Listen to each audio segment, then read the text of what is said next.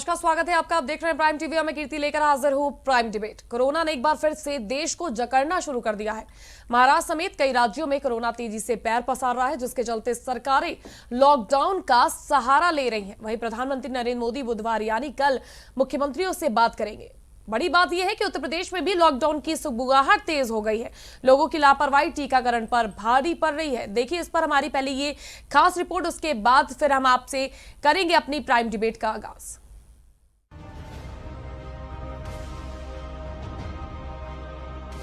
एक तरफ देश में कोरोना महामारी के खिलाफ टीकाकरण अभियान चल रहा है, वहीं दूसरी तरफ महाराष्ट्र, पंजाब, कर्नाटक, गुजरात और तमिलनाडु में बढ़ते संक्रमण ने एक बार फिर चिंता बढ़ा दी है।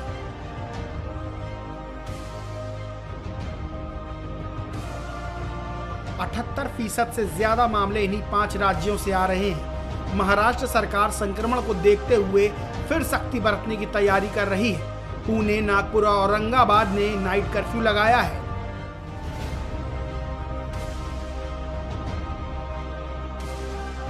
वहीं पंजाब सरकार ने 12वीं और 10वीं कक्षाओं की बोर्ड परीक्षाएं टालने का फैसला किया है, जबकि मध्य प्रदेश में नाइट कर्फ्यू पर आज फैसला आ सकता है।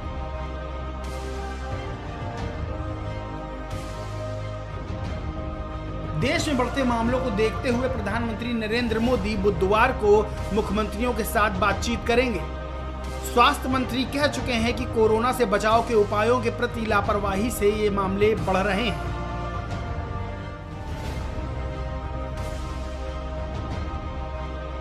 महाराष्ट्र में कोरोना के मामले 23 लाख को पार कर गए हैं।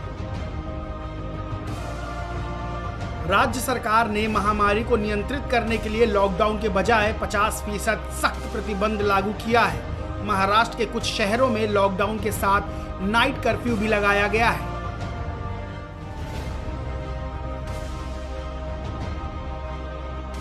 होटल, रेस्टोरेंट, सिनेमा हॉल और मल्टीप्लेक्स को केवल 50% क्षमता पर संचालित करने की अनुमति दी गई है।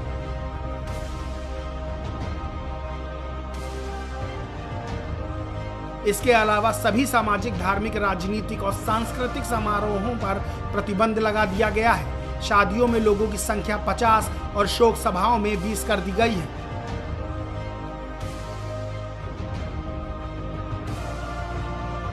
नागपुर में कड़ी पाबंदियों के साथ एक सप्ताह के लिए लॉकडाउन लगा दिया गया है। इस दौरान मास्क नहीं पहनने पर सैकड़ों लोगों पर जुर्माना लगाया गया। मध्य प्रदेश सरकार ने अपनी तैयारियां शुरू कर दी हैं।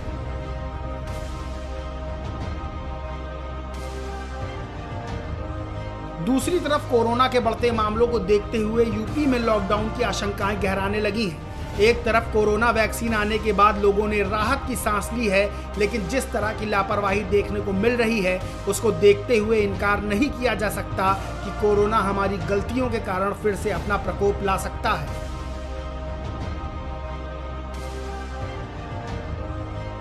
बड़ी बात यह है कि कोरोना के चलते लॉकडाउन लगाया गया, जिसकी वजह से अर्थव्यवस्था को बड़ा नुकसान हुआ था।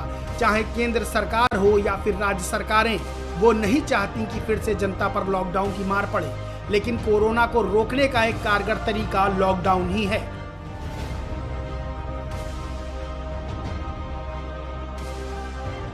सबसे बड़ी बात यह है कि 5 राज्यों में विधानसभा चुनाव हैं और राजनीतिक दल धड़ाधड़ रैलियां कर रहे हैं, जिसमें सोशल डिस्टेंसिंग के नियम तार तार हुए जा रहे हैं। नीति आयोग ने भी राजनीतिक दलों के इन कदमों पर आपत्ति जताई है।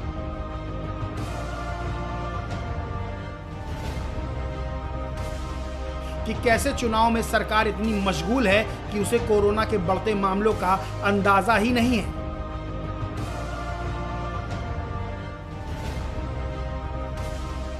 खैर, जिस तरह से कोरोना के मामले बढ़ रहे हैं, उससे यही लगता है कि एक बार फिर देश लॉकडाउन की जंजीरों में बंध सकता है। Desk report, prime TV.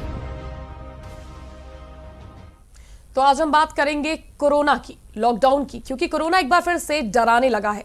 देश के 8 राज्यों में कोरोना के केस लगातार बढ़ रहे हैं। 6 राज्यों में कोरोना का खतरा खत्म नहीं हुआ, बल्कि कम भी नहीं हुआ है, जिसमें 86% यानी कि 86 केसेस सिर्फ 6 राज्यों में है। और इन 6 राज्यों में कोरोना की रफ्तार डरा रही है। वो है महाराष्ट्र, केरल, पंजाब, कर्नाटक, गुजरात और तमिलनाडु। तो इन राज्यों को देखिए साफ पता चल रहा है कि कोरोना बेलगाम है। बहरहाल इन राज्यों में सख्ती बढ़ा दी गई है, कई जगहों पर लॉकडाउन भी लगा दिया गया है। हालांकि जो लोग अभी तक सोचते थे कि लॉकडाउन नहीं लगेगा, उन्हें रियलिटी चेक की जरूरत है।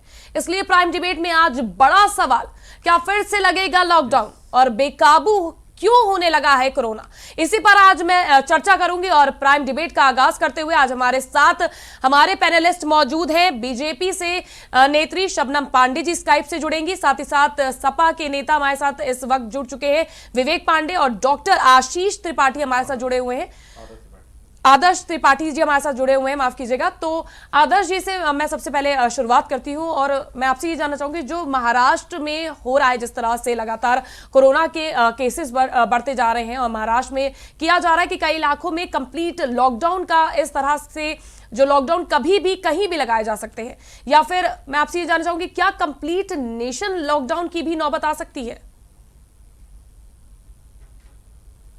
जी आदर्श जी नमस्कार, मैं डॉक्टर आदर्श त्रिपाठी, जर्मन होम्योपैथिक क्लिनिक। मैं बताना ही चाहूँगा कि जैसे इन जगहों पे देखा जा रहा है कि कोरोना के केसेस इतने ज़्यादा बढ़ रहे हैं, उसको देखते हुए हमारे जो है यूपी में जो है सरकार को जो है थोड़ा सा अलर्ट हो जाना चाहिए। पहले से ही हमें जो है वो स्थिति जो वहाँ पे फेस करनी पड़ रही है वो यहाँ पे ना फेस करना पड़े, ऐसा जो है पहले से हमें कदम उठा लेना चाहिए। जो यहाँ पे भीड़ भाड़ वाले इलाके हैं उसमें कम से कम लोगों को जाने की अनुमति देनी चाहिए। जो कॉम्प्लेक्स, शॉपिंग कॉम्प्लेक्स हैं, भीड़ भाड़ वाले इलाके हैं, जैसे अमीनाबाद में काफ़ी ज़्यादा रश रहता है, और जो सिनेमा हाउस हैं उनमें जो है कम से कम लोगों को जाने की अनुमति देना चाहिए, और लोगों को सोशल डिस्टेंसिंग का पालन करना चाहिए, और आपस में हमें जो है उनके बारे में लगातार बातें करनी चाहिए कि जो भी उससे बचने के उपाय हैं उनको हम पहले से ही यूज़ करें। नहीं लेकिन आदर्श जी, कहीं ना कहीं हर हिंदुस्तानी के मन में यही सवाल उठ रहा है कि क्या कंप्लीट नेशन लॉकडाउन की फिर से एक बार मार झेलेगा, जैसा पिछले साल मार्च में लगा था, और इस बार मार्च के आने तक ही जिस तरह से कोरोना ने एक बार फिर से रफ्तार पकड़ी है, तो उसको लेकर आपको क्या लगता है, कंप्लीट नेशन लॉकडाउन की नौबत आ सकती है? जी, अगर जो है यही स्थितियां बनी रहीं जैसे कि आप महाराष्ट्र और सभी जगहों पे देख रहे हैं, और यूपी में भी अगर हम लोग सतर्क ना रहे और उस पर जो है क्योर ना किया गया, और हमारी सरकार को चाहिए कि इससे जो है लोगों को आगाह, जिस हिसाब से पहले कोरोना की टेस्टिंग बहुत ज़्यादा चल रही थी, जगह जगह पे कोरोना की टेस्टिंग की जा रही थी, लोग जो है ज़्यादा जो है उस चीज़ पे एक्टिव थे, लेकिन अब उस तरह से माहौल ख़त्म हो गया, लोग जो है बेफिक्र हो गए हैं कि अब हमें कोरोना नहीं हो सकता है, इसलिए काफ़ी ज़्यादा हद तक फैलने के चांसेस हैं, और इससे जो है कंप्लीट लॉकडाउन होने के चांसेस बढ़ सकते हैं। ठीक है, जैसा कि आदर्श जी ने कहा, शबनम जी मैं आपसे जानना चाहूंगी, क्या जो टेस्टिंग पीरियड जब मार्च में लॉकडाउन लगा और जिस तरह से कोरोना आया, तो उस समय जो सतर्कता थी, जो हम लोग बहुत ज्यादा उसको समझ रहे थे कि हाँ ये बहुत बड़ी बीमारी है, वो कहीं ना कहीं खत्म होती जा रही है या कम हो गई है, चिंता खत्म हो गई है क्या? देखिए, निश्चित तौर पे एक लंबे समय से कोरोना चलने के बाद लोगों को ऐसा महसूस होने लगा है, क्योंकि जब कोरोना का पहला वेव भारत में आया तो भारत सरकार द्वारा उठाए गए कदमों की वजह से भारत में कोरोना के संक्रमण का असर कम दिखा, और वो एक कंट्रोल में रहा, और जनता ने भी सरकार का साथ देते हुए, सहभागिता करते हुए इसको कंट्रोल में रखने में योगदान दिया। लेकिन क्योंकि लॉकडाउन की वजह से आर्थिक पक्ष जैसे विश्व के हर देशों का कम हुआ, निचले स्तर पे आया, तो भारत में भी इसका असर हुआ, और धीरे धीरे जब कोरोना का असर कम होने लगा तो धीरे धीरे सरकार ने लॉकडाउन में छूट देना शुरू किया, जिसकी वजह से आर्थिक हलचल भी शुरू हो गई। पर इस आर्थिक हलचल शुरू होने के साथ साथ सरकार बार बार लोगों को चेताती रही कि जब तक कोरोना वैक्सीन आ भी जाता है और आप लगवा भी लेते हैं दोनों फेजेस के कोरोना वैक्सीन, उसके बावजूद भी आपको अपनी जीवन शैली में मास्क, 2 फुट की दूरी, और साथ साथ बार बार हाथ धुलना, सोशल डिस्टेंसिंग, ये सारी चीजों को आपको इसका पालन बहुत ही सख्ती से करना होगा। लेकिन लोगों को, मुझे लगता है कि ऐसा आभास होने लगा कि अगर सरकार जब तक जबरदस्ती नहीं बोलती तब तक इन चीजों का पालन नहीं करने का। बहुत से लोग ऐसा है कि एहतियात बरत रहे हैं, लेकिन एक आर्थिक पक्ष को देखते हुए बहुत से लोगों ने अपना हलचल इस तरीके से शुरू कर दी है कि वो एक चिंता का सबब बन गया है। महाराष्ट्र में जिस तरीके से एक दिन में 15,000 केसेस आ जाना, ये बहुत बड़ी बात है। और तमाम ऐसे 5-6 स्टेट्स ऐसे हैं जिसमें कि कोरोना का असर बहुत ज्यादा रहा। पंजाब में एक इंजीनियरिंग कॉलेज है जिसमें कि बच्चों को बुला लिया गया, जबकि जो भी इंजीनियरिंग कॉलेजेस हैं या और भी कॉलेजेस हैं उसमें बहुत सख्ती के साथ क्वारंटाइन 14 दिन करने का, और उसके बाद बाहर अंदर मूवमेंट में, कॉलेज कैंपस के बाहर अंदर मूवमेंट में एक रिस्ट्रिक्शन की बात कही गई। लेकिन पंजाब में उन बच्चों को बुलाया गया और उस कॉलेज में, और आज वो कोरोना का एक सबसे बड़ा गढ़ बन गया वो कॉलेज। तो तमाम आपका ये साफ तौर पर कहना है कि राज्यों की चूक है, जिस वजह से जहां जहां कोरोना बढ़ रहा है वहां राज्य सरकारों की चूक है। देखिए, कहीं ना कहीं मैं राज्यों को पूरा दोष नहीं देती, लेकिन ये जरूर कहती हूँ कि कुछ राज्यों ने लापरवाही बरती है और साथ साथ जनता ने भी थोड़ा इसमें ढिलाई दी है, क्योंकि ये हमारे स्वास्थ्य की चीज है और इसमें जितनी भी प्रिकॉशंस लेना है वो हम जनता को ही लेना है। चाहे मास्क पहनने की बात हो, सोशल डिस्टेंसिंग की बात हो, हाथ धोने की बात हो, ये सारी चीजें हमें खुद करना है। सरकार ने हमें सब सुविधाएं उपलब्ध करा दी है। आज आप वैक्सीनेशन कराने जाइए तो सरकारी अस्पतालों में फ्री में वैक्सीनेशन हो रहा है, फ्री में आपकी टेस्टिंग हो रही है, आपको सारी सुविधाएं उपलब्ध करा दी गई है। लेकिन जो एहतियात बरतना है वो जनता को ही बरतना है। और अगर सरकार लॉकडाउन कर देती है तो कहीं ना कहीं जनता को फिर से आर्थिक पक्ष अपना देखना पड़ता है। तो हमें अगर आर्थिक तौर पे मजबूत रहना है और स्वास्थ्य को अच्छा रखना है तो इन एहतियात के साथ हम काम करें तो निश्चित तौर पे इस पे और सरकार अलर्ट हो चुकी है, ये भी मैं आपको बताना चाहती हूँ।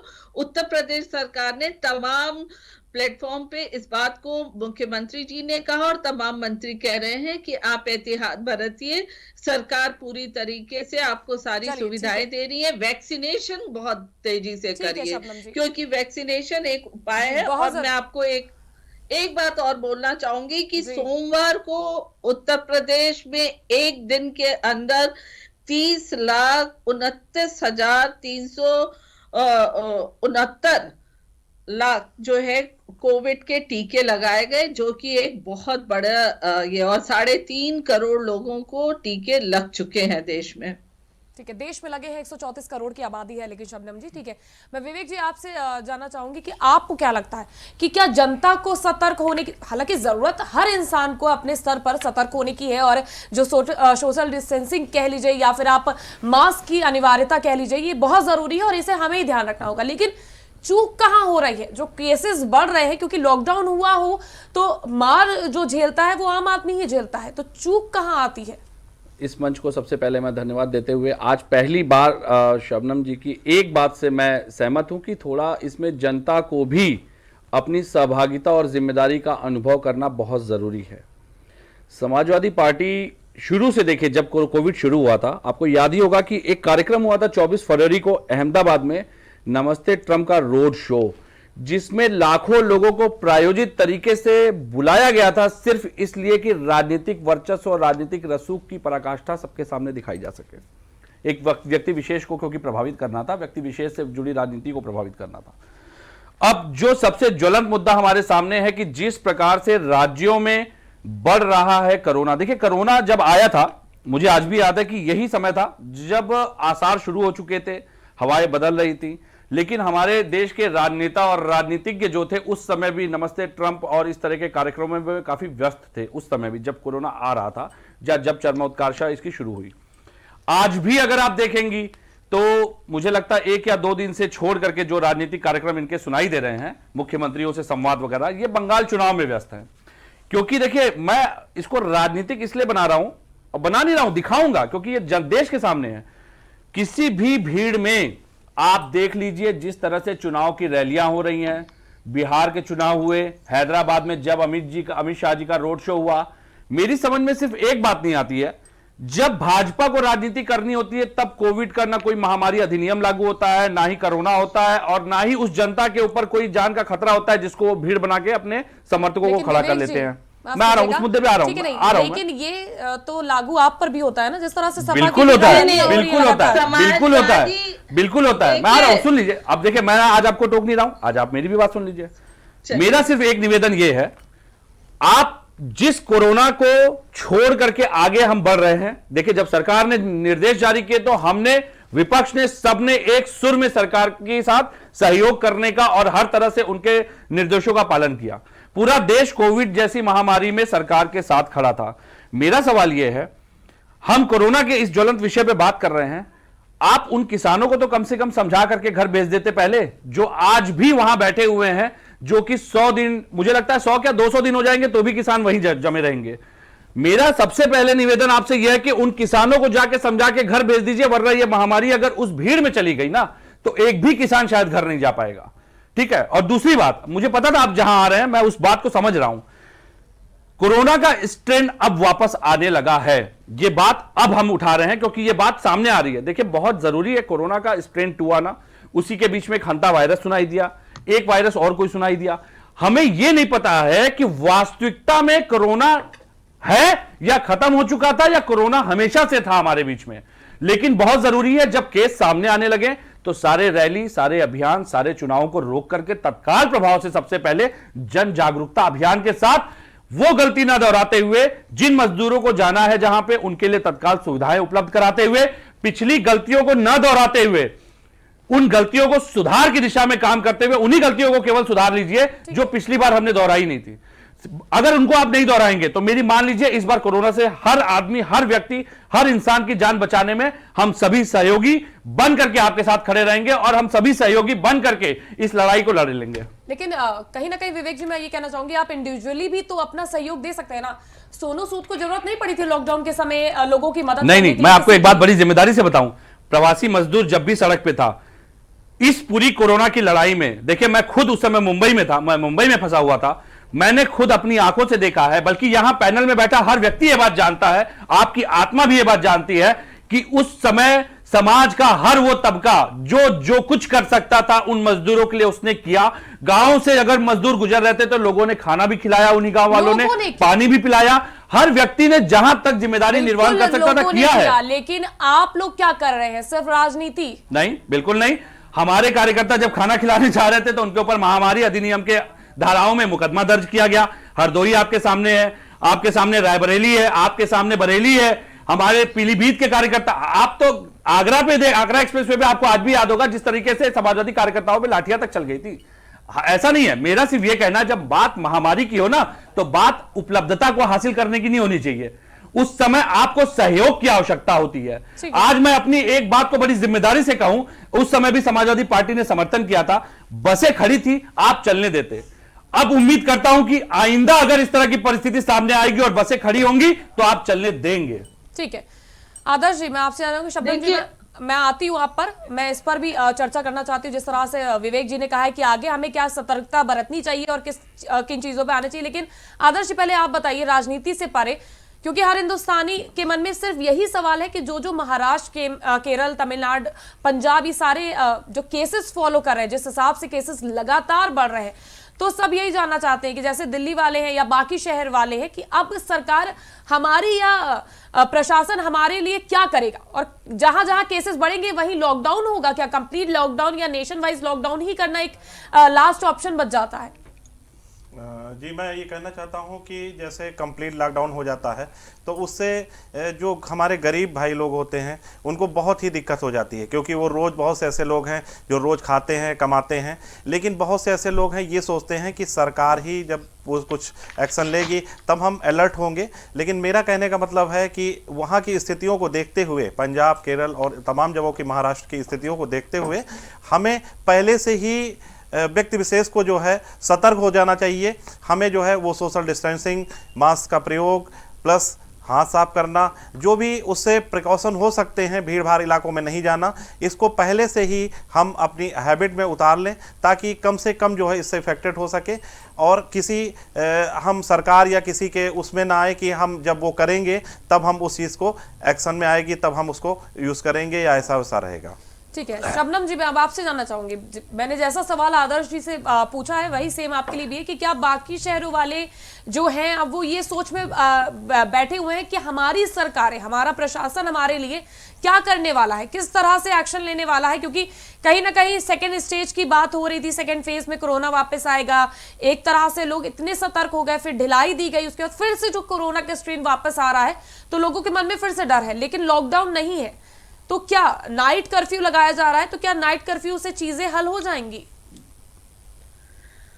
देखिए, नाइट कर्फ्यू लगाने की वजह तो है कि आप सांकेतिक तौर पे लॉकडाउन करते हैं ताकि लोगों को ये समझ में आ जाए कि अब ये मैटर सीरियस है और इस मैटर पे हमें, मुझे मेरी आवाज इको करके आ रही है, ठीक है, यहाँ पर सही आ रही है, तो लोगों को ये एहसास हो जाए कि ये बहुत सीरियस मैटर है और इस पे हमें अब हमें फिर से उसी तरीके की जीवन शैली अपनाने की जरूरत है जैसा कि हमने लॉकडाउन में शुरुआती दौर पे किया था।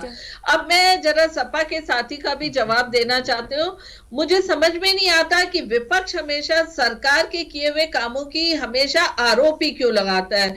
अगर वो कोई भी रिकॉर्ड देख ले विश्व भर का, तो जिस तरीके से भारत सरकार ने कोरोना के खिलाफ लड़ाई लड़ी, WHO से लेके तमाम देशों ने इसकी तारीफ की है और विपक्ष हमारा हर वक्त हमारे खिलाफत करता रहा। आज जनता के अनुसार कार्य करती है, अगर सहयोग के साथ, सहयोग के साथ। सुन लीजिए, मैं सुन रहा हूँ, आज मैं सुन रहा हूँ आपको।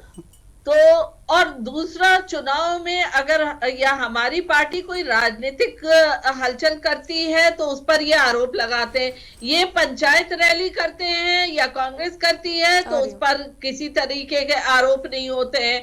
तो ये जो इनका है, एक उंगली अगर आप हमारी तरफ उठाते हैं तो 4 उंगली आपकी तरफ है। आप आत्ममंथन करिए कि आप क्या कर रहे हैं। वैक्सीन आने पे आपके अध्यक्ष कहते हैं, कैसे करवाए थे, जरा पूछ लीजिए, आप ही पूछ। अध्यक्ष जी कहते हैं आपके क्यों हुए थे बिहार चुनाव, बताइए। ये बीजेपी की वैक्सीन है। हाँ। तो मुझे लगता है एक बड़े नेता, राष्ट्रीय स्तर का नेता अगर ये कहे कि ये वैक्सीन बीजेपी का वैक्सीन है, हम आएंगे तो हमारी वैक्सीन लीजिएगा, जनता को बरगलाने का काम करते हैं, तो विपक्ष को सुधर जाना चाहिए। क्योंकि कोरोना जो है वो ये नहीं जानता ये विपक्ष है कि सत्ता है कि आम जनता है, तो आम जनता को खतरे में डालने के पहले ऐसे बयानबाजी नहीं करने चाहिए। लेकिन ये कोरोना का जो खतरा है वो रैलियों में क्यों खत्म हो जाता है? जब रैलियां करनी होती है या चुनाव के लिए आप लोग गलियों में जाते हैं, तब ये कोरोना का खतरा क्यों खत्म हो जाता है? प्रचार प्रसार करने के टाइम पर कोरोना नहीं रहता है। देखिए, ये संक्रमण किसी को देख के नहीं आता। अगर किसी को भी होता है, हर जगह आपको मास्क पहनना बहुत जरूरी है, हाथ साफ करना आपको जरूरी है, आपको एहतियात बरतना जरूरी है। अगर ये चुनाव की बात कर रहे हैं तो ये सरकार और प्रशासन की जिम्मेदारी है ना शबनम जी। नहीं, इनसे पूछे पंचायत रैली की क्या जरूरत थी। बिल्कुल, ये कटघरे में आप लोग सब हैं शबनम जी, ये कटघरे में इस सवालों के आप दोनों ही पार्टियां इस वक्त हमारे साथ जो मौजूद है और सभी तमाम पार्टियां, क्योंकि रैलियां तमाम पार्टियां करती हैं, प्रचार प्रसार तमाम पार्टियां करती है, और उस दौरान जो लाखों की हजारों की भीड़ इकट्ठा होती है उसमें कोई मास्क नहीं दिखता है, किसी तरह की सोशल डिस्टेंसिंग नहीं दिखती है, तब कोरोना क्या खत्म हो जाता है? देखिए, कोरोना के संक्रमण से बचने के लिए सरकार तमाम जागरूकता फैला रही है, तमाम इंतजाम कर रही है, पर उसको हवा में उड़ा देना कहीं ना कहीं विपक्षी दलों की गैर जिम्मेदाराना हरकत दिखती है। विपक्षी दलों को भी उतने ही जिम्मेदार होना चाहिए। राजस्थान से हमारे कोचिंग कर रहे बच्चों को किस तरीके से छोड़ दिया गया था, आपने देखा। किस तरीके से प्रवासी मजदूरों को गैर बीजेपी राज्यों में किस तरीके से सड़क पर कर दिया गया था।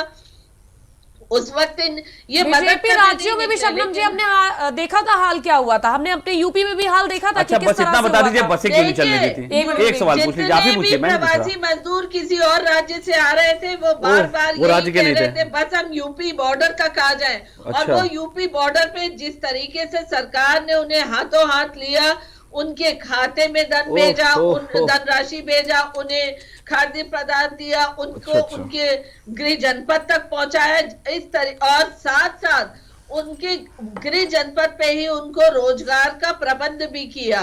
और 40 लाख के करीब प्रवासी मजदूर है। आप लोग तो केवल भड़काते रहे कि कोरोना नहीं है, सरकार ये वैक्सीन मत लीजिए। हमने कब कहा कि कोरोना नहीं है? हम तो आज भी कहते हैं कोरोना था ही, कोरोना गया ही नहीं था कभी, हम तो हमेशा कहते हैं।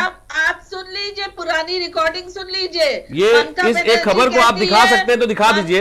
भारत में कोविडशील्ड का रिव्यू होगा, भारत में। ये मेरी छापी हुई खबर तो है नहीं, ये आप देख रही हैं, ये एक निष्पक्ष पत्रकार ने किसी ने लिखी है। और इसको जरा अगर आप 2 मिनट दे तो मैं आप ही को सुना दूं, आप इस पे जवाब दे दीजिएगा।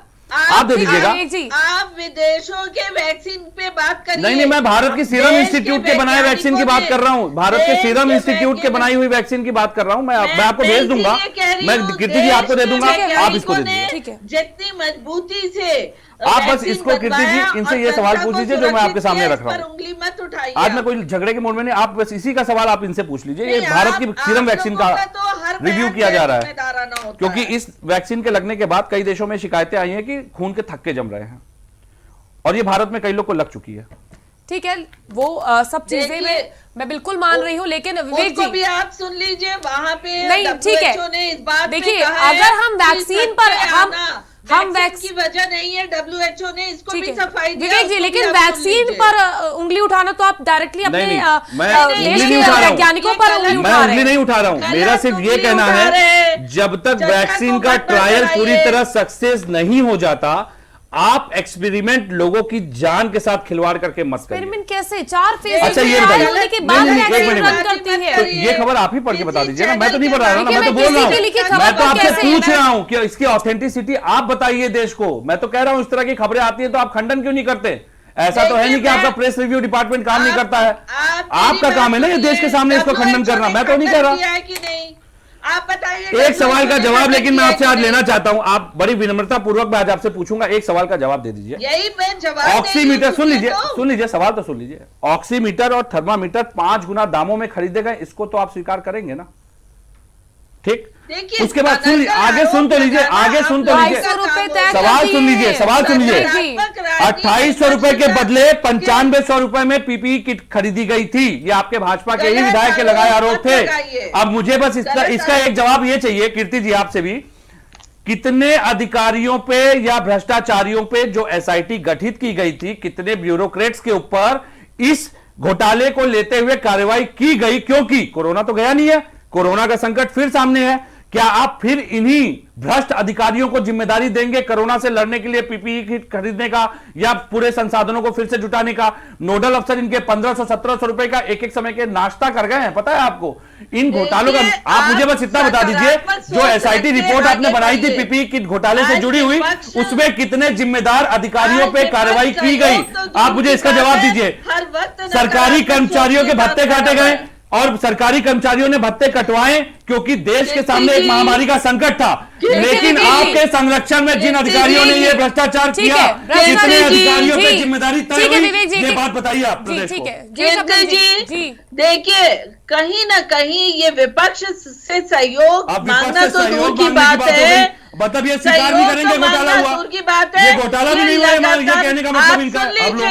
आप सुन लीजिए, कभी आपने इस बात को कहा कि इस सरकार ने कोरोना काल में लेवल 1, 2, 3 के 674 चिकित्सालय क्रियाशील किए, टेस्टिंग लैब 242 शुरू किए, प्लाजा बैंक, देश का सबसे बड़ा प्लाजा बैंक लखनऊ में खुला, इसका आपने कभी चर्चा किया? कितने टेस्ट हो रहे हैं लखनऊ में आज के समय में? टेस्टिंग आरोपों से अच्छा है कि हम सहयोग की तरफ ध्यान दें। चलिए मैं सहयोग पे आ जाता हूं। आप मुझे बताइए जिन सरकारी कर्मचारियों के भत्ते काटे, जो वैक्सीन का प्रोसेस है वो छोड़ दीजिए, चलिए वैक्सीन पे तो आप बात ही नहीं कर पाएंगे। आप इतना बता दीजिए, जिन अधिकारियों ने पीपीई किट में घोटाले किए जो कि सबके सामने आए, तभी आपने एसआईटी बनाई, उसमें कितने अधिकारी दोषी पाए गए? मेरे साथ इस वक्त डॉक्टर आदर्श भी जुड़े हुए हैं। ठीक है शबनम जी, मेरे साथ डॉक्टर आप आदर्श स्वीकार नहीं करेंगे क्योंकि ठीक है, वोट का हिस्सा तो देखिए, आपके आप पार्टी को दोनों जाता की है। राजनीति के बीच में कुछ मुद्दों ये लड़ेंगे देश के सामने, ये तो स्वीकार ही नहीं कर रहे हैं कि पीपीई किट घोटाला भी हुआ था। एसआईटी ऐसे हवा में बन गई। देश में वेंटिलेटर अब लीजिए, वेंटिलेटर पे आ गए, ऑक्सीजन पे आ गए, ये नहीं बताएंगे कि कितने अधिकारी पकड़े गए, क्योंकि इनके पास उन अधिकारियों के भ्रष्टाचार का पैसा इनके पास गया है ना। नरगल आरोप मत लगाया करिए। तो आप बताइए ना, कितने अधिकारी पीपीई किट घोटाले में दोषी पाए गए, आप बताइए। ठीक है विवेक जी और शबनम जी, प्लीज चलिए, ठीक है, लीजिए, घोटाले ही ठीक है, है, ठीक अभी है। आरोपी झूठे हो गए, ठीक है, बहुत बढ़िया, ठीक है। ऐसे एसआईटी बना दी थी आपने। आरोपों से अच्छा हम फिर मैं कह रही हूँ समाधान की तरफ ज्यादा ध्यान दे तो ज्यादा अच्छा होगा। आदर्श जी, मैं आपसे जानना चाहूंगी, जहां और देश जो जीडीपी का अपना 10 से 12% हेल्थ पर खर्चा करते हैं, वहीं कहीं ना कहीं भारत अपना 2 से 2.5% जो है वो हेल्थ पर इन्वेस्ट करता है, और वैसे देश लॉकडाउन की स्थिति में अभी भी है, जूझ रहे हैं कोरोना से। तो क्या लगता है आपको, भारत कैसे उभरेगा? और जिस तरह से राजनीति चल रही है कहीं ना कहीं, इसको लेकर आपका क्या कहना है कि क्या जो कदम उठाए गए हैं प्रदेश सरकार और केंद्र सरकार द्वारा, क्या वो सही थे कदम या कहां चूक हुई है? जी, मैं बताना ही चाहूँगा कि वैसे भी स्वास्थ्य के मामले में अगर अन्य देशों के कंपैरिजन में हम भारत की बात करें तो काफ़ी पिछड़ा है, क्योंकि विदेशों में जो सुविधाएं जो है स्वास्थ्य की जो है लोगों को अवेलेबल रहती हैं वो यहाँ पे नहीं मिल पाती हैं।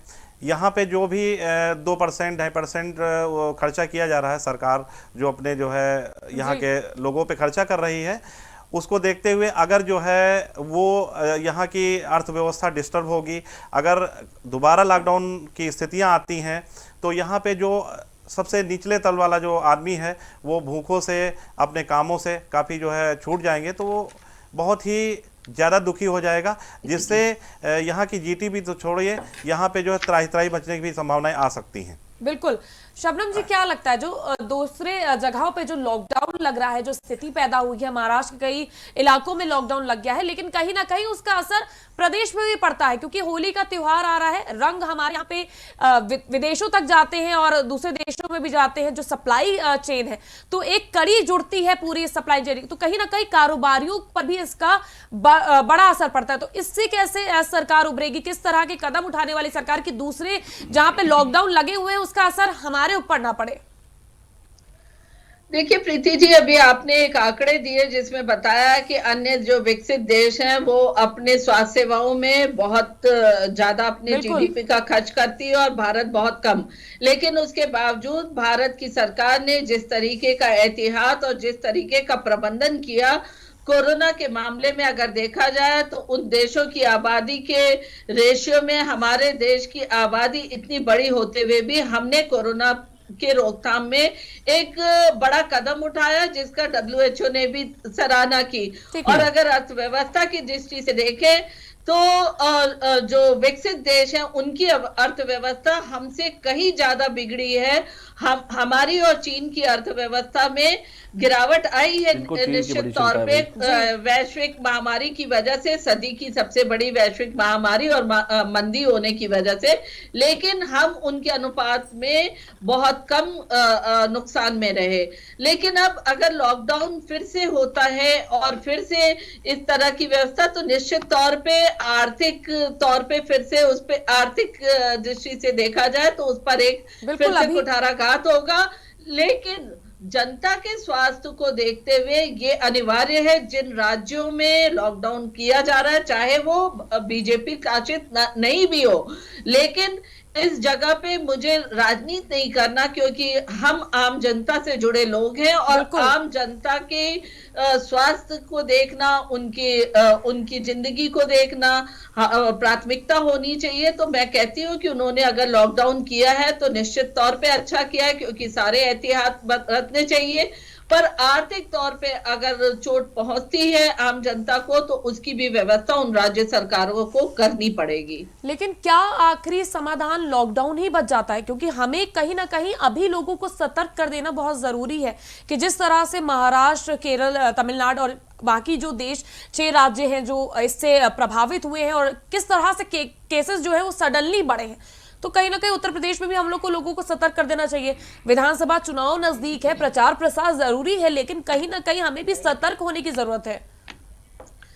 निश्चित तौर पे कल ही मुख्यमंत्री माननीय योगी आदित्यनाथ जी ने इस बात का आह्वान किया लोगों से कि आप किसी चुनाव में लगे या अन्य कामों में लगे, लेकिन अब एहतियात पूरी बरतें, मास्क लगाए, डिस्टेंसिंग रखें और साथ साथ सफाई का भी, स्वच्छता का भी ध्यान रखें। और वैक्सीनेशन लेने की 60 साल से ज्यादा उम्र के लोगों की और 45 से ज्यादा उम्र जिनको की कोई अन्य बीमारी हो, उन्हें भी उन्होंने कहा है आप सरकारी अस्पताल में जाके मुफ्त में वैक्सीनेशन करा सकते हैं। इस पर उन्होंने बहुत जोर दिया। तो मुख्यमंत्री जी ने कल ही इस बात का आह्वान किया है।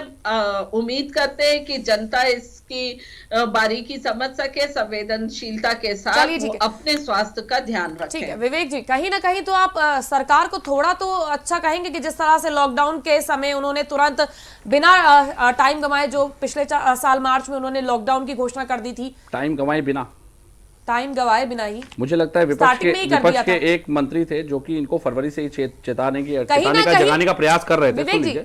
24 तारीख मुझे आज भी याद है। देख के सीखा तो था ना। हाँ, मैं वही कह रहा हूँ, गलतियां थोड़ी तो नहीं, इस सरकार की सबसे अच्छी बात यही है कि गलतियां करने के बाद ये जरूर सीखने का प्रयास करती है। बहरहाल मेरा ये कहना है कि वर्तमान परिस्थिति जिस तरीके से है, वो भी नहीं करती। नहीं, बिल्कुल बिल्कुल हमें आवश्यकता ही नहीं, क्योंकि हम आपकी तरीके से धर्म की राजनीति नहीं करते। बहरहाल विषय पे आते हैं। मेरा सिर्फ इतना कहना है कि पिछली गलतियों से सीखते हुए सबसे ज्यादा जरूरी जो है, वर्तमान परिस्थिति में अगर कोरोना का सेकेंड स्ट्रेन दोबारा अटैक करता है तो उससे पहले उन सारे विभागों को ऑनलाइन प्रक्रिया के तहत बदल दिया जाए जिन विभागों में आज भी मैनुअल सोर्सेज के थ्रू काम किया जा रहा है, क्योंकि डिजिटल प्लेटफॉर्म पे आना हमारे भारत के लिए आधुनिक समय के साथ और कोरोना से लड़ने में सबसे ज्यादा सहायक होगा।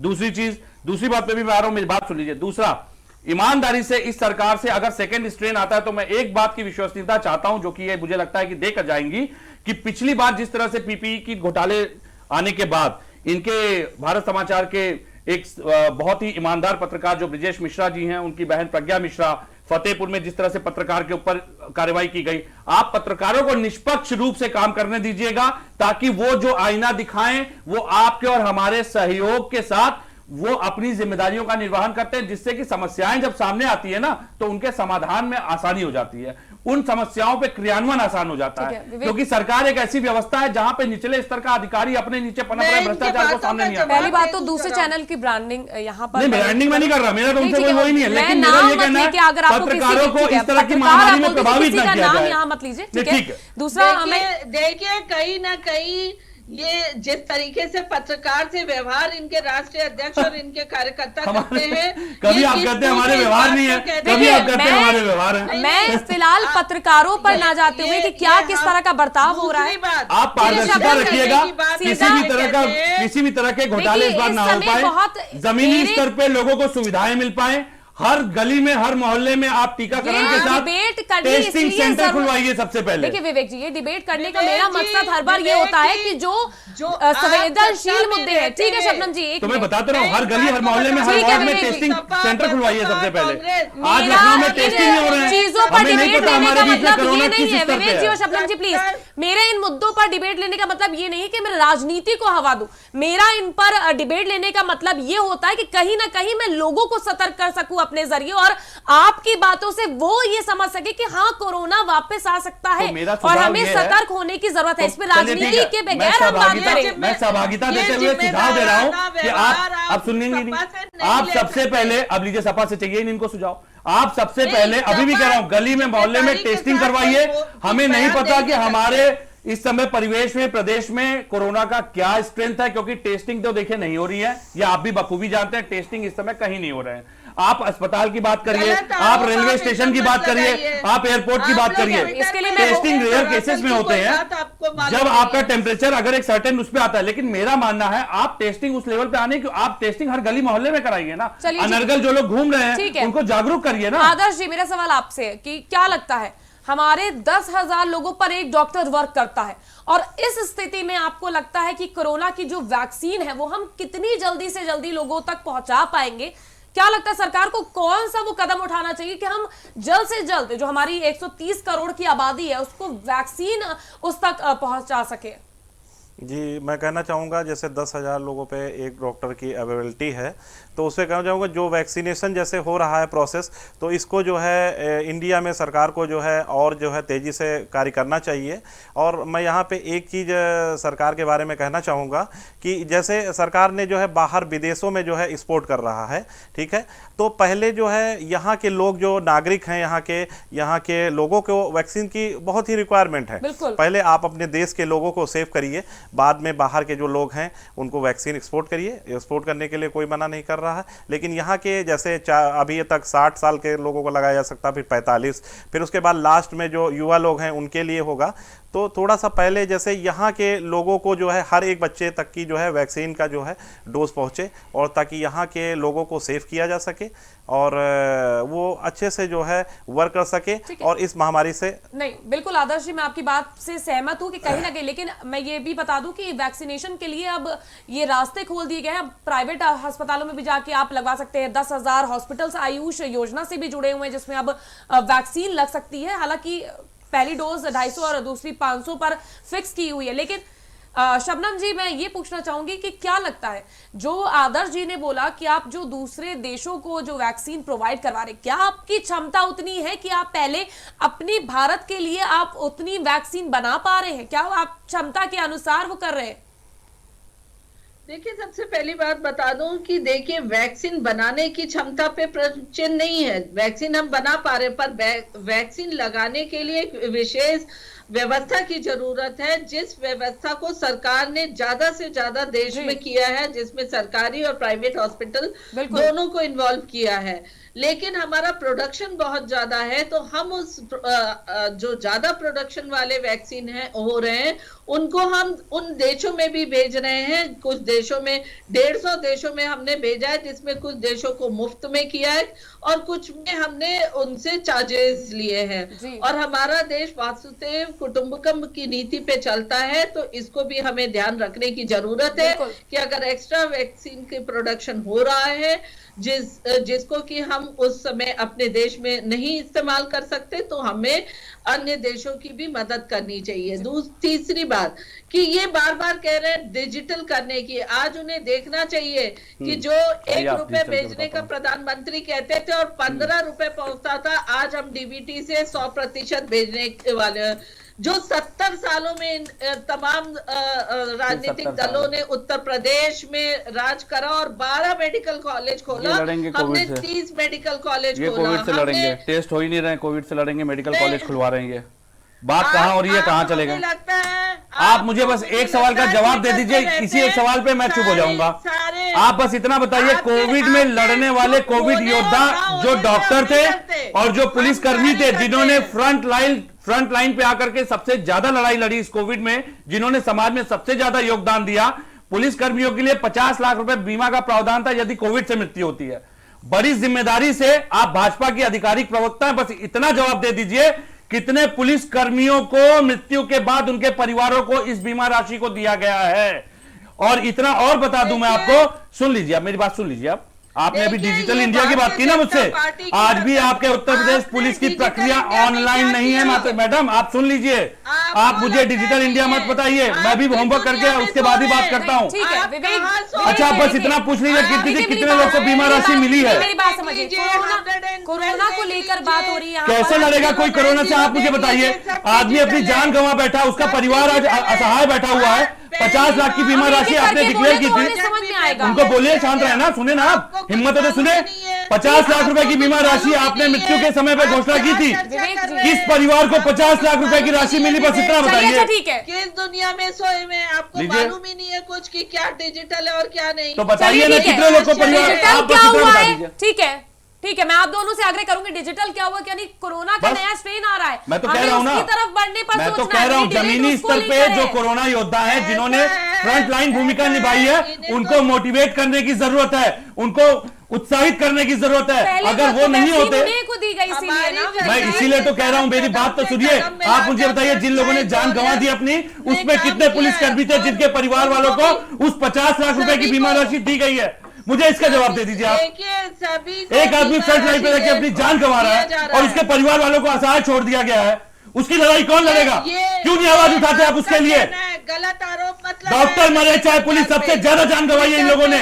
आप हम घरों में बैठे थे, ये लोग फ्रंट लाइन पे खड़े थे समाज के बाहर, आपके हमारे दरवाजे के बाहर ये सब सुरक्षा दे रहे थे, ये हमारी रक्षा में खड़े थे। अरे संवेदनशील बनिए। आरोप लगा रहे हैं, आरोप नहीं लगा रहा हूँ मैं, तो समाधान पूछ रहा हूँ, बताइए ना। मुद्दे पे बात कर रहे हैं, देख रही है, समझ रही है। ठीक है, जनता देख रही है, समझ रही है, और बिल्कुल। फैसला जनता के हाथ में ही आता है। बिल्कुल। 2022 के चुनाव को नजदीकी है, 9 महीने रह गए शायद तक, इसीलिए तो प्लीज उल्टे सीधे हम बयान आने दे वाली रहे हैं। आप विवेक जी, फिर वही बात आ जाएगी। आप ये बताइए ना, फिर आपके जब विपक्ष में बैठ के क्या सिर्फ आरोप लगाने नहीं का ही बिल्कुल नहीं, सिलसिला मैं तो जारी बोल रहा रहेगा? हूँ कि उन जो फ्रंट जब लाइन के आपके नेता, प्रमुख नेता ये नहीं, कहेंगे कि मेरा ये वैक्सीन कहना हमें नहीं है, लगानी मैं क्योंकि आपको- बीजेपी की मैं वैक्सीन आपसे है। फिर कह रहा हूँ, कोरोना वॉरियर्स को मोटिवेट करिए, फ्रंट लाइन पे लड़ते हैं तो डॉक्टर। कैसे मोटिवेट किया बता रहा हूं, जाएगा? सुन लीजिए, कोरोना वॉरियर्स को जब मोटिवेट करिए, आप किसी फ्रंट फेस लाइन हो, पे समुचित व्यवस्था दीजिए, पीपीई विवेक जी, किट की, पीपीई एक किट मिनट की। शबनम जी, मैं आ रही हूँ। अब मेरी बात सुन ठीक है, लीजिए, मैं आ अब रही मेरी हूँ। बात सुनिए। जिन डॉक्टरों की, सबसे पहले तो डॉक्टरों को, जिन डॉक्टरों की ड्यूटी लगी है कोरोना में, जिन पुलिस कर्मियों की ड्यूटी लगी है, उनकी रूटीन जांच होनी चाहिए, क्योंकि वो ये होती फ्रंट है। लाइन पे होकर के लड़ते हैं। वो होती है, नहीं होती जांच पुलिस कर्मियों की जांच। आप पता कर लीजिएगा कीर्ति जी, ईश्वर ना करे अगर दोबारा लॉकडाउन हुआ, आप एक एक थाने की जांच करवा लीजिएगा। बिल्कुल। हफ्तों नहीं, महीनों जांच नहीं हुई, और पुलिसकर्मी केवल और केवल पीपीई किट के अभाव में ड्यूटी करते चलिए रहे। ठीक है, सड़क पे खड़े लेकिन होकर ये के। बताइए वैक्सीनेशन हो रहे हैं, ये बताइए और अखिलेश यादव ने आपको जो ये मालूम होना बयान चाहिए। दिया कि बीजेपी की वैक्सीन है हम नहीं लगवाएंगे, उनको जो लोग फॉलो करते हैं उसके लिए कितनी बड़ी बात होगी, आप लोग को ये समझना चाहिए। आपको तो सपोर्ट में खड़ा होना चाहिए नहीं, फिर तो। मैं आपको फिर बता दूं, ये बयान उस समय का है जब वैक्सीन की विश्वसनीयता और उसकी ऑथेंटिसिटी पे सवाल उठ रहे थे। गलत- डॉक्टरों के गलत माध्यम से ये मेरे बताइए। इंडियन मेडिकल गलत इंस्टीट्यूट ने भी आरोप उठाए हैं, मैं मेरी आपको दे आप- सकता हूं, विवेक जी, मैं आपको दे दूंगा रिपोर्ट। और अरे बताइए, मेरी बात तो सुन लीजिए। वैक्सीन लगाने ठीक है का शबनम जी, तो एक आपके मिनट, राष्ट्रीय ठीक है, अध्यक्ष ने गलत आप ये बयान बताइए। दिया। अखिलेश जी ने वैक्सीन- अगर व्यक्तिगत एक अपनी मिनट, बात कही, विवेक जी, उन्होंने ये तो नहीं कहा कि कोई ना Please। लगवाए, उन्होंने ये कहा कि हम नहीं लगवाएंगे। देखिए प्लीज, तो आपको एक लगता है मिनट, मेरी जिम्मेदार एक मिनट, जिम्मेदार शबनम जी नेता प्लीज, को देना मैं चाहिए। आप पर आ रही हूँ, एक एक करके बोलेंगे आपकी तो समझ आएगी। कार्यप्रणाली विवेक जी विश्वसनीय प्लीज, हो तब तो आप अच्छा षड्यंत्रों एक की बात राजनीति बताइए, करते हैं। एक बात बताइए, आपके ऊपर भरोसा कौन वैक्सीन करेगा? आप वैक्सीन पर भरोसा ना करके आप वोटाधारी करने वाली विपक्ष पर पार्टी नहीं अगर निशाना ये साध रहे, आप बयान कहीं ना करती कहीं है तो अपने आश्चर्य वैज्ञानिकों को लगता है। बोल रहे हैं। बिल्कुल नहीं, क्यों वैक्सीन मेरा कौन बनाता है? व्यक्तिगत मत मेरा है, उन्होंने किसी के लिए मना नहीं किया है। प्रेस उन्होंने ये जरूर कहा था, प्रेस कॉन्फ्रेंस करके बिल्कुल वो नहीं, सामने आके उनमें- कैमरे के बोल रहे मैं हैं। आपको बता दूं, उनसे जब सवाल पूछा गया इन्हें तो उन्होंने फुटेज यही दिखा कहा था जब दीजिए, हमारी सरकार इन्हें आएगी हम फुटेज वैक्सीन दिखा लगवा लेंगे। दीजिए। बसपा प्रमुख ये मायावती ने गलत कैसे चीजों वैक्सीन का लगवा ली फिर? तरफदारी अब वो करते हैं। बसपा प्रमुख मायावती जी को लाइन पे लेके पूछ लीजिए। अरे तो कहीं ना कहीं वो सपोर्ट में है ना इस चीज को लेकर। तो हमने कभी, आप जब हम सपोर्ट करते हैं तो आप हमारे ऊपर धाराएं लगा देंगे, आपराधिक कार्रवाई करेंगे, हमको अपराधी बनाएंगे, ठीक है। हम आपके ऊपर कैसे विश्वास करें, ये बताइए। हम आदर्श जी से पूछ लेते हैं। जब हमारे आदर्श जी, कार्यकर्ता खाना खिलाते हैं तो उनके ऊपर आप महामारी एक्ट लगा ठीक देते है, हैं। ठीक है, आदर्श जी से पूछ लेते हैं। आदर्श जी, आपको क्या लगता है वैक्सीन का सपोर्ट करना और ना सपोर्ट करना कितना बड़ा है? एक प्रमुख चेहरा जब इस तरह की बात करता है कि हम भैया वैक्सीन लगवाएंगे नहीं, तो कहीं ना कहीं वो बीजेपी कार्यालय पे जाके तो आपको वैक्सीन लगवानी नहीं है, वो वैज्ञानिकों पर आप और वो भी सीधे तौर पर सवाल उठा रहे प्रधानमंत्री हैं। के तो कहने क्या पे। लगता है हमें इसके सपोर्ट में आना चाहिए कि हमें इस तरह की बयानबाजी करना चाहिए? मैं सबसे पहले कहना चाहूँगा ये बहुत हमारा सौभाग्य है कि भारत में ऐसे वैक्सीन को वैज्ञानिकों ने प्रिपेयर किया, नहीं तो अभी तक हम लोग बाहर से ही वहाँ से एक्सपोर्ट किया जाता बिल्कुल, था, वो इतने कम लेते समय में थे। इतना- इतने कम समय में हमें जो है कितनी अच्छी, और इससे हम सब लोगों को प्रॉपरली पहुंचा पा रहा हूं। लेकिन बस इस कार्य में जो है हमें कोई राजनीतिक मुद्दा ना बना के इसको थोड़ा सा सपोर्ट करना चाहिए, ताकि हर एक व्यक्ति के पास जो है ये जो इंडियन वैक्सीन्स है उसको लग सके और स्वस्थ रह सके। बिल्कुल, आपको तो ये मुद्दा उठाना चाहिए विवेक जी कि कहीं ना कहीं वैक्सीन जो कार्यक्रम है उसको और ज्यादा स्पीड मिले। Indian institute of public health के डॉक्टर सुरेश कुमार राठी का कहना जी। है, हमारे शरीर में जब भी कोई चीज जाती है तो हो सकता है हमारा शरीर उसे स्वीकार कर ले, या ये भी हो सकता है उसको स्वीकार ना करे। बिल्कुल। तो जिस समय यह वक्तव्य दिया गया था उस समय बुल्गारिया जो था विश्व का पहला देश था जिसने की पहले सुन लीजिए मेरी बात, मैं आपको उसी बात का जवाब दे रहा हूं। ये मेरा व्यक्तिगत मत हो सकता है कि मुझे वैक्सीन लगवानी है या नहीं लगवानी है, लेकिन मैंने किसी को मना नहीं किया है। विवेक जी, मेरी बात समझिए ना प्लीज। देखिए, मैं गलत चीज को नहीं, व्यक्तिगत मन आपके मन में होता है, सामाजिक मन से थोड़ी बोला जाता है। व्यक्तिगत तो मन आप आपका जब, अच्छा एक बात जो चीज बताइए, है, तो आप लगवाइए। व्यक्तिगत मुझसे ये प्रश्न क्यों पूछ रहे हैं कि आप लगवाएंगे कि नहीं लगवाएंगे? यदि मुझे लगवाना होगा मैं लगवा लूंगा, आप सामाजिक पटल पे ये प्रश्न पूछ ही क्यों रहे यही हैं? चीज तो तो आ ये रही है सामाजिक सवाल प्रश्न में। जब नहीं है तो इसको पूछने का पर्पस क्या है, उद्देश्य क्या है? साफ तौर पर आपने तो शायद इसका तक बयान मतलब नहीं आप सुना, गलत बयानबाजी आप करेंगे। उन्होंने साफ तौर पर बोला था कि ना मैं वैक्सीन लगवाऊंगा ना मैं किसी से कहता हूं कि वो वैक्सीन लगाए। हाँ, तो मैं ये उनकी व्यक्तिगत बात थी। व्यक्तिगत बात कैसे इसको होगी? राजनीतिक रूप से किसने लिया? ठीक है। इसको राजनीतिक रूप से किसने लिया? जब इतने आज मैं लोग- अपनी बात करूं, मैं वैक्सीन लगवाऊंगा या नहीं लगवाऊंगा, ये मेरा व्यक्तिगत मत है। विवेक जी देखिए, इसका हमारे राजनीतिक लाभ आपको actors- मिलता है तो आप लीजिए। मेरी बात सुनिए, हमारे एक्टर आप एक्ट्रेसेस इसको जब आप सार्वजनिक मेरी बात मंच से समझिए, नहीं जब कोई बोल चीज का सकते। ब्रांड करते हैं और उसकी ब्रांडिंग करते हैं, क्यों करते हैं? क्योंकि लोग उन्हें फॉलो करते हैं। तो हमें भी एक प्रमुख होकर, एक फेस होकर ये बातें कहने से पहले सोच लेना चाहिए। हालांकि मैं इस मुद्दे पर नहीं आना चाहती हूँ कि किसने क्या तर्क मैं दिया, ये क्या कहना- कुतर्क दिया, किस तरह की बातें की, क्योंकि इस समय हमारे पास जो चुनौतियां हैं वो है सेकेंड फेज ऑफ कोरोना से मैं तो कैसे कह रहा हूं। निपटना है। और इसी पर आज मैं चर्चा करने आई थी आप सबसे परामर्श नीचे पर। लीजिए ना, हम तो दे रहे हैं सुझाव। आप सुझाव लीजिए, अगर लेना चाहें तो हम तो दे शबनम रहे जी, हैं। आप सुझाव ठीक लीजिए, है, हम तो दे रहे शबनम जी, हैं। विवेक जी कह हम तो दे रहे रहे हैं हैं। हम सुझाव दे रहे हैं, आप ले क्यों नहीं हम तो लेती? दे अगर रहे हैं आपको सुझाव, सही आप लगता लीजिए है ना। विपक्ष का अभी देता हूं, लीजिए ना। तो आप ले लीजिए। अगर आप निष्पक्ष राजनीति करते हैं, अभी सुझाव दे रहा हूं, लेंगी आप? लेंगी? बताइए, आप लेने के मूड में हो तो मैं सुझाव दूं आपको। देखिए, जिस देखिए। तरीके से विपक्ष गैर जिम्मेदाराना बयान वो दिख गया सार्वजनिक मंच से जब बसें देता खड़ी है, थी, मजदूर सड़क पे था जलती हुई धूप में, तो दिख गया आप- जिम्मेदार कौन ठीक है, विवेक है। जी। मत बताइए, चलिए, ठीक है। मत बताइए। ठीक है शबनम जी, मेरा आखिरी एक इतनी सवाल उम्मीद सबसे करता है, हूं, ठीक है, आखिरी बात बोलूंगा, इतनी उम्मीद करता हूं कि कोविड योद्धाओं को कम से कम जोखिम भत्ते दीजिए और जो उनके लिए इंश्योरेंस बीमा राशियां थी उसको रिलीज कर दीजिए। आखिरी सवाल मेरा और शबनम जी जब- यही है। शबनम जी, मेरा आखिरी सवाल यही है, किस तरह से सरकार अब अलर्ट होगी दोबारा से, लॉकडाउन ना लगे? क्योंकि जिस सिचुएशन को हमने फेस किया था, जिस स्थिति से हम गुजरे थे लॉकडाउन से, वो कैसे क्या करेंगे कि अब लॉकडाउन की स्थिति दोबारा से ना आए? क्योंकि लोगों ने किसी तरह से एक बार फिर से राह पकड़ी है नॉर्मल, बैक टू नॉर्मल के लिए, तो वो फेज दोबारा ना आए जो पिछले साल मार्च में था। उसके लिए प्रशासन और शासन क्या करने वाला है? देखिए, दो तीन चीजें बहुत जरूरी है। सरकार लगातार जागरूक कर रही है, सोशल डिस्टेंसिंग, मास्क और स्वच्छता की तरफ कि हाथ धोना बहुत जरूरी है। दूसरी बात ये भी बहुत जरूरी है, अगर आप अपने काम पे जा रहे हैं तो इन बातों को कभी भी भूलने की जरूरत नहीं है। आम जनता को जब अगर मुख्यमंत्री और प्रधानमंत्री, किसी राज्य के मुख्यमंत्री और देश के प्रधानमंत्री अगर आम जनता के वैक्सीन को लेके या इसकी प्रिकॉशन को लेकर अगर किसी तरह का आह्वान करते हैं, तो विपक्षी पार्टियों को, एक जिम्मेदार विपक्षी पार्टियों के सार्वजनिक मन से कहीं भी उल्टी सीधे बयान नहीं देने चाहिए। जब हमारे फ्रंटलाइन वॉरियर्स को मार रहे थे कुछ लोग, शबनम जी, आप भाजपा की बात करिए ना, आप बताइए ना कि किस तरह से वैक्सीन के डोज लंका बढ़ाएगी थाने में भाजपा मास्क सरकार? न पहनने को लेकर के प्लीज पुलिस विवेक जी, को एक एक करके मैं प्लीज आप शबनम जी बता दीजिए वैक्सीन के डोज, क्योंकि 23 करोड़ की आबादी है यूपी में, किस तरह से आप प्रोवाइड कराएंगे कि जल्द से जल्द लोगों तक वैक्सीन पहुंच जाए? देखिए, हम पूरी प्रबंध कर रहे हैं, हमने किया हुआ है। बहुत से प्राइवेट हॉस्पिटल्स में भी वैक्सीन मिल रहे हैं।